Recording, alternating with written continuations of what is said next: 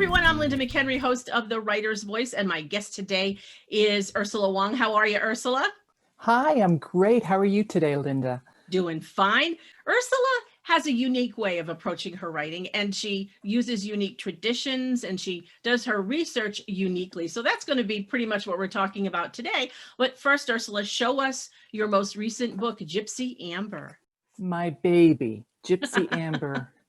Number 5 in the series, right? Number 5 and number 6 is on the way, but we'll Ooh. see how easy that is to come out.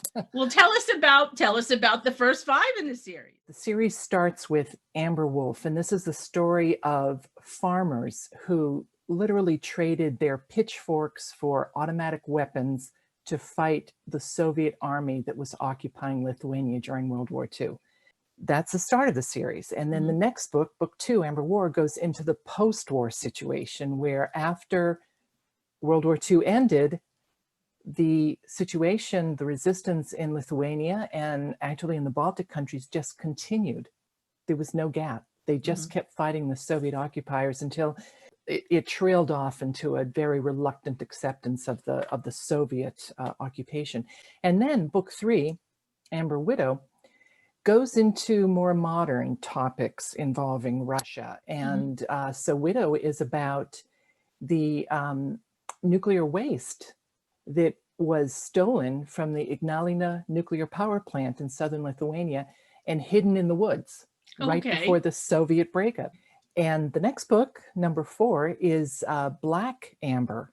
And this is about, it's a modern day story. It's about the pipelines that Russia and Germany are building under the Baltic Sea to bring natural gas directly into the European energy grid.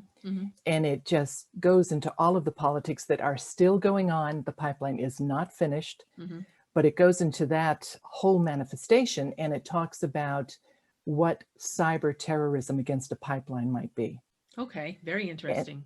And then Gypsy Amber goes into Central Asia. And now the reason Lithuania is still heavily involved. Lithuania plays in all of the books, but I used Central Asia, specifically Uzbekistan and Turkmenistan, as the center part of Gypsy Amber because when I traveled there and when I studied about it, I was so taken with the difference in the reaction to the Soviet occupation. So this fiction series, obviously you have to instill it with research and with people who are real. So tell us about that, because you've said you've used some Christmas traditions and some other things that you know about to infuse into your books to make them obviously more appealing.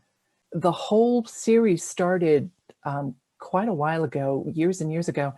My uncle was in Europe during World War II. He was a soldier in the US Army. And Uncle Frank was in Europe. He met a lot of DPs, a lot of displaced persons, a lot of Lithuanians who fled Lithuania and fled the Soviets.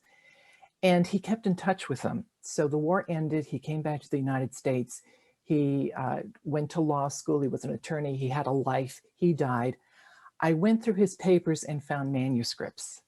And these were manuscripts written by, I think, the people that he kept in touch with over the years, who were eventually in a point where they could address what happened to them during the war and were doing their memoirs. There was a tremendous trove of information there. Why don't you hold that book cover up for us one last time? Okay.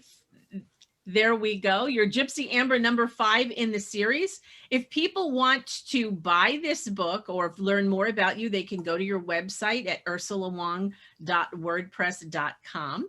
And one of our fellow writers says that book, I'm guessing, is available where all good books are sold. Well, absolutely, Linda. Barnes & Noble, Kobo, Amazon, you name it, iBookstore, all those places. Well, thanks so much for visiting with us this week. Well, let me say a phrase in Lithuanian in parting. Laimingu naujuoju metų. Happy New Year. Happy New Year to you. Thank you.